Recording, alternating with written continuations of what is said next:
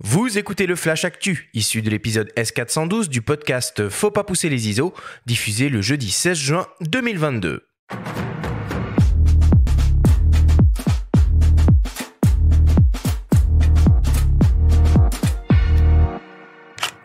Cette semaine, dans le Flash Actu, Tamron lance un zoom polyvalent en monture X. Lumix annonce la V2 du firmware du GH6 et DxO met à jour tous ses plugins. Le Flash Actu vous est présenté par Fox.fr, le site des spécialistes de l'image. Tamron annonce un nouvel objectif pour enrichir sa gamme dédiée aux hybrides APS-C Fujifilm en monture X. Il s'agit d'un zoom transstandard 17-70 mm offrant une ouverture maximale lumineuse constante f2.8. Cet objectif équivaut donc à un 25,5-105 mm. Il est composé de 16 lentilles réparties en 12 groupes avec deux lentilles asphériques, une lentille asphérique hybride. Il est équipé d'une stabilisation optique VC optimisée en photo comme en vidéo. Il exploite une motorisation autofocus pas à pas RXD très silencieuse et une conception anti-focus breathing. Il offre une distance minimale de mise au point de 19 cm et un rapport de grossissement maximal de 0,21 fois. Il est compact, léger et conçu pour résister à l'humidité et la poussière. Le nouveau Tamron 17-70 mm f2.8 DI3A VC RXD sera disponible le 8 juillet prochain. Pour l'instant, le prix reste encore inconnu. Nous l'avons évoqué la semaine dernière, Panasonic vient de mettre à disposition un nouveau firmware pour son nouveau vaisseau amiral vidéo Lumix GH6. Avec lui, le constructeur améliore encore et toujours les performances et les possibilités de son boîtier, principalement en ce qui concerne la vidéo.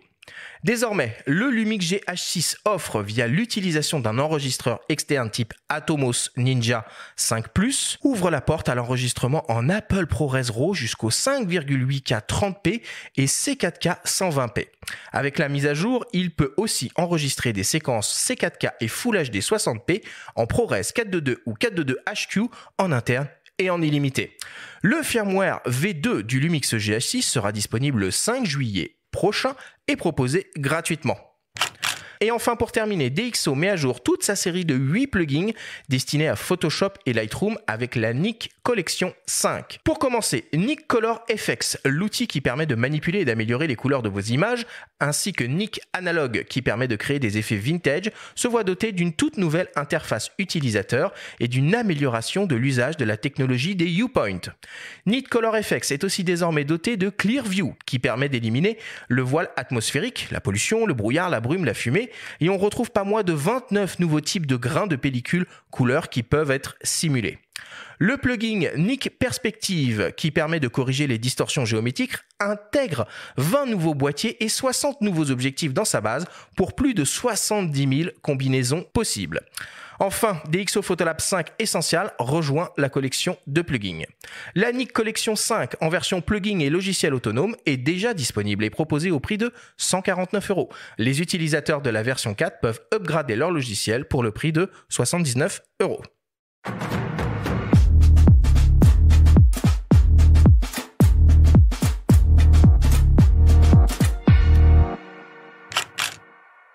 Voilà pour l'actu.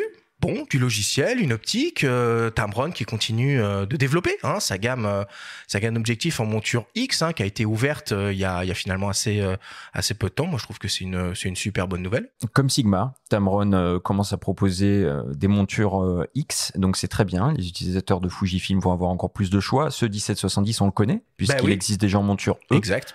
Pour les Sony APS-C.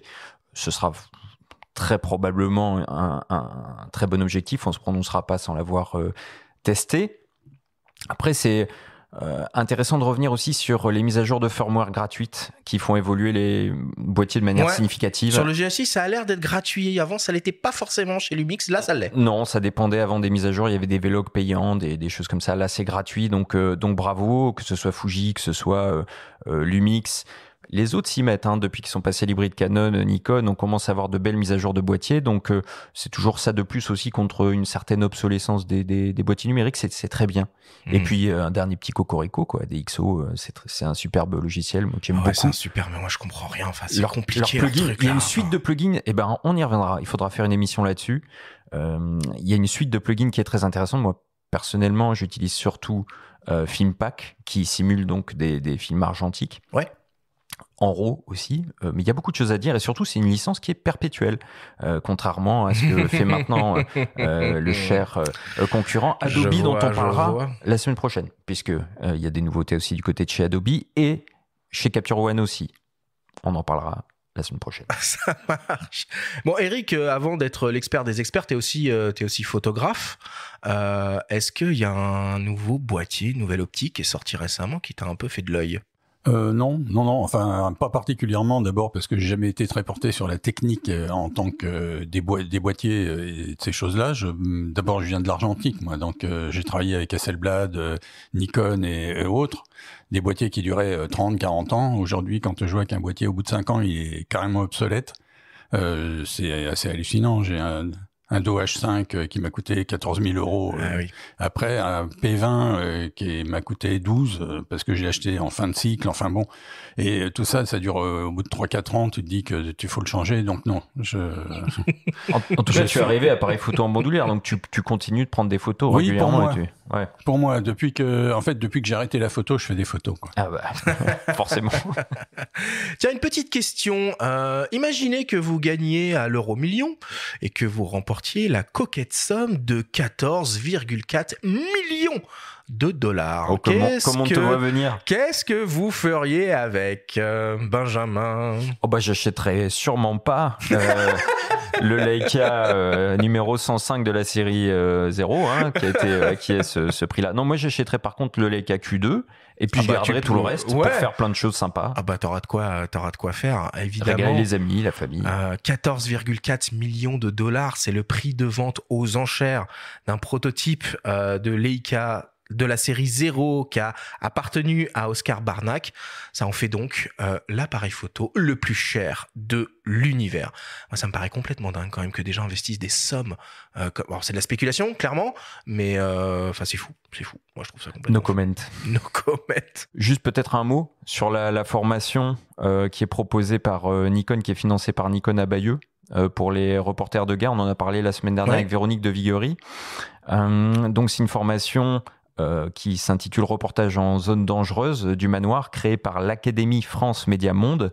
Et c'est une formation qui se déroulera du 4 au 8 octobre prochain, donc à Bayeux. Il y a 12 participants. Vous pouvez encore envoyer un CV, les 2 motivations, des exemples de reportages à l'adresse sécurité.academy@francemm.com. Vous avez jusqu'au 30 août pour participer. Et ce sera dans le cadre de la 29e édition du prix Bayeux Calvados, qui se déroulera du 3 au 9 octobre prochain. Et ce sera malheureusement en même temps que le salon de la photo qui se déroulera du 6 au 9 octobre. Donc il faudra qu'on fasse un choix. Ce week-end-là, il va falloir faire un choix ou alors voilà. Laissez tomber le salon de la photo. Allez, le vendredi quelque part et le lendemain ailleurs. Voilà. Bayeux, c'est pas très très loin de la région parisienne. C'est vrai.